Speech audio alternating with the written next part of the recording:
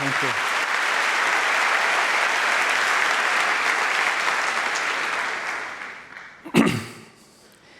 It's good to feel emotion and butterfly in the stomach still after all these years. That means you care. So I'm very happy. I'm going to follow some the words because otherwise I'm going to get lost in my thoughts and idea. You know how I am. I'm like, so I'm Italian. In April '95, in my hometown in Modena, I opened a small restaurant with big dreams. We worked hard, and we grew very slowly. Award, recognition, it came along the way. Then, less than a year ago, we opened a soup kitchen. This was not in the plan, but it didn't happen overnight. And I've been asking myself, just how did we get there? Let's go back to a spring night in April 2009. We were at the World 50 Best in London. Lara and I were entering the ceremony when I got a call from Italy. It was my maître, Beppe. He was in a panic. That night, an Italian TV show had launched a series called Stovetop Polemics. They had filmed inside Francescana with hidden cameras. During the meal, they asked the TV audience, "Does this look like mortadella? Does this look like Parmigiano Reggiano?" Beppe said, "They are pointing the finger on you. The chef Massimo Bottura who worked with Ferran Adrià used molecular cuisine instead of real food." I hung up. I was called on stage to pick up an award. In London, Osteria Francescana was being applauded. Back in Italy, we were under attack. There are two things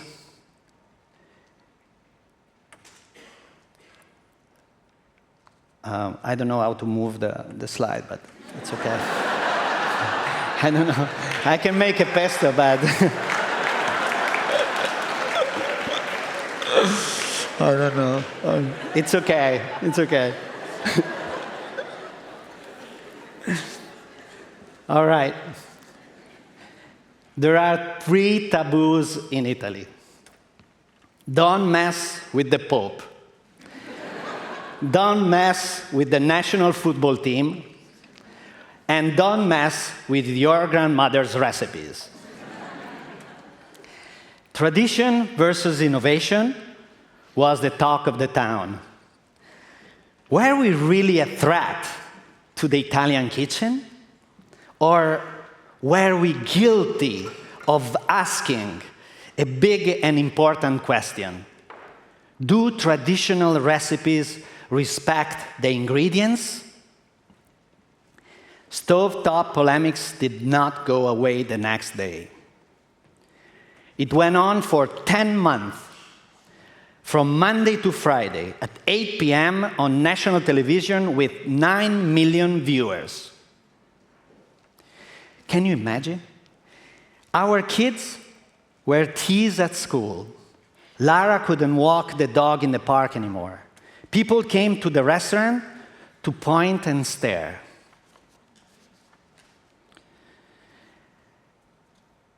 How did we react? We continued doing what we do best. We kept cooking. Then, something amazing happened. People start speaking in our defense. But what people? The artisan, the butcher, the dairy farmers, the cheesemaker were the first to speak out. They knew we were buying the best products. They knew our mission was not just about the quality of the ingredients, but the quality of the ideas. And then I got a call from Carlin Petrini, the founder of Slow Food. Massimo, we support you. We need to set the record straight. Ethic and aesthetic are one and the same. What does that mean? The German philosopher Wittgenstein believed that the good and the beautiful complete each other. They are two sides of the same coin. Beauty without good isn't beautiful at all. And the good needs beauty to communicate its message. These words became an urgent message in our defense. And, most of everything, the direction for our future. Over the next years, we saw the role of the contemporary chef change. One of the first signs of this change was an event called Cook It Raw. A group of chefs and journalists, artisans, food activists met in Copenhagen to cook and speak about the things that matter to them. We were talking about the words outside our kitchen. I read a report about the increase of jellyfish, giant squid, seaweeds because of the overfishing and contaminated waters. Predictions were dire. The recipe I brought, pollution, recreate a dirty riverbank, a black and bubbling sea, only that the flavors were bright. The recipe looked like doomsday, but tastes like hope. Cook It Raw and pollution were the seeds of an idea. Cooking is a call to act. We survived the TV scandal, and actually the kitchen had never been better. What doesn't kill you makes you stronger. We were working on a recipe called an eel swimming up the Po River that was part historical and part autobiographical. It was about going against the current. We went to the lagoon of the delta of the Po River to film the eels. We expected to see beauty and beautiful places. Instead, we found neglect and despair. The fisherman we met, the one you see here in the picture, was angry and defensive. Why are you here? What are you doing? He drove us.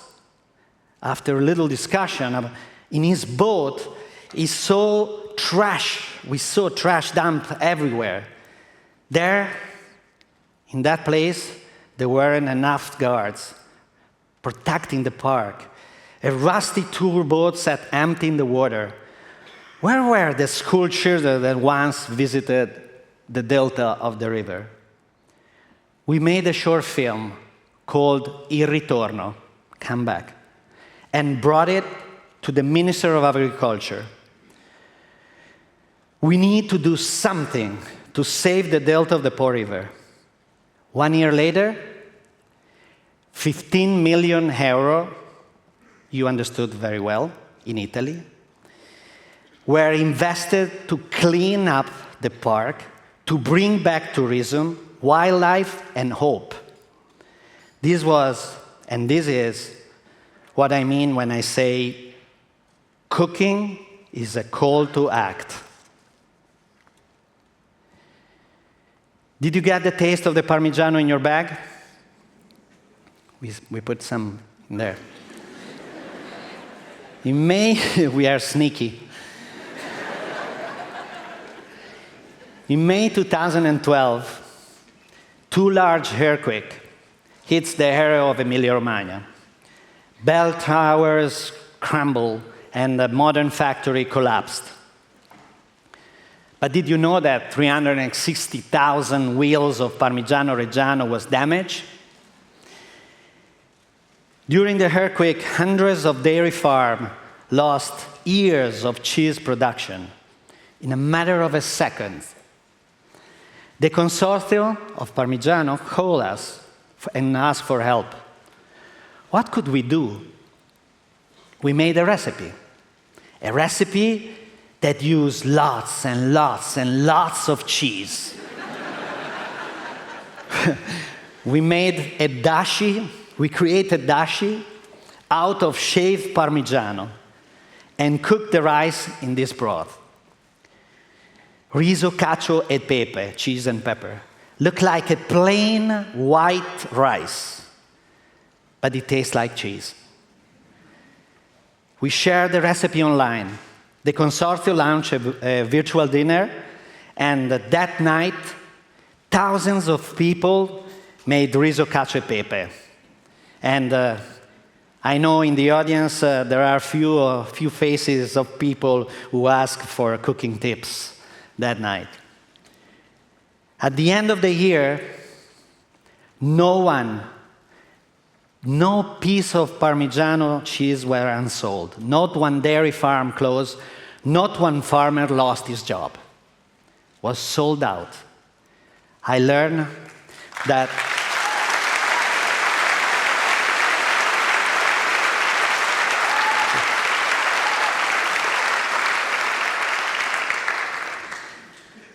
I've learned that a recipe can be a social gesture.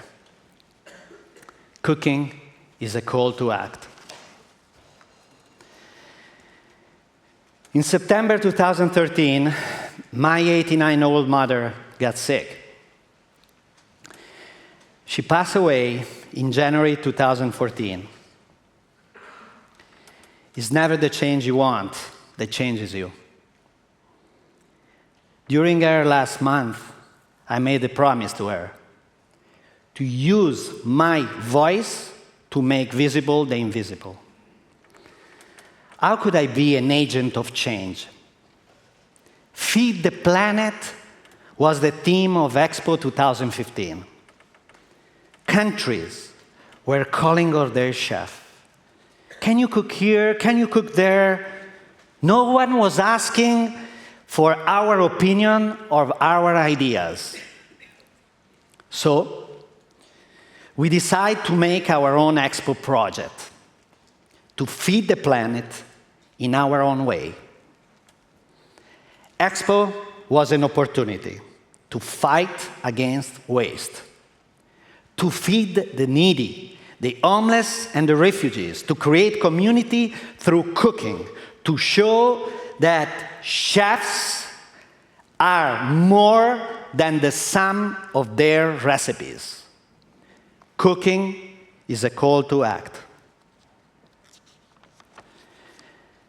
This is not your average soup kitchen. Outside the refectorio, there is a neon sign by an artist, Maurizio Nannucci, that says, "No more excuses." This is not a charity project. This is a cultural project. Art and culture made this project. In my mind, I had this idea to recreate what Leonardo da Vinci did 500 years ago with a soup kitchen with the Last Supper on. So to put together all this, because people cannot live by bread alone. 5 artists made artwork for the refectorio. 13 designers create unique communal tables. People in the local community made this project. 100 volunteers washes dishes, mop the floor, serve meal to guests, help to bake bread every day. Every morning, a truck arrived with waste from Expo. And I've seen things that you people wouldn't believe. Alain Ducasse, at 8:30 in the morning, was unloading the truck with ugly eggplants and start chopping the eggplants and cooking in the kitchen. Ferran Adrià in the kitchen, cooking. You know,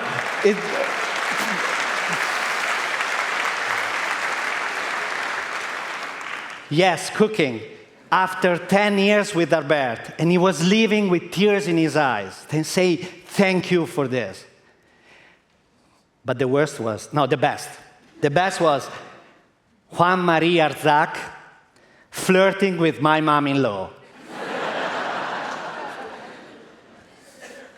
The know-how of the chef made this project. 65 friends from all over the world turn 15 tons of food into 10,000 healthy, beautiful meals. Cooking is a call to act.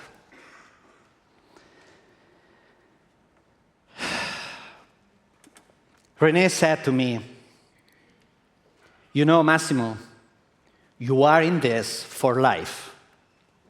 I didn't really understand what he meant.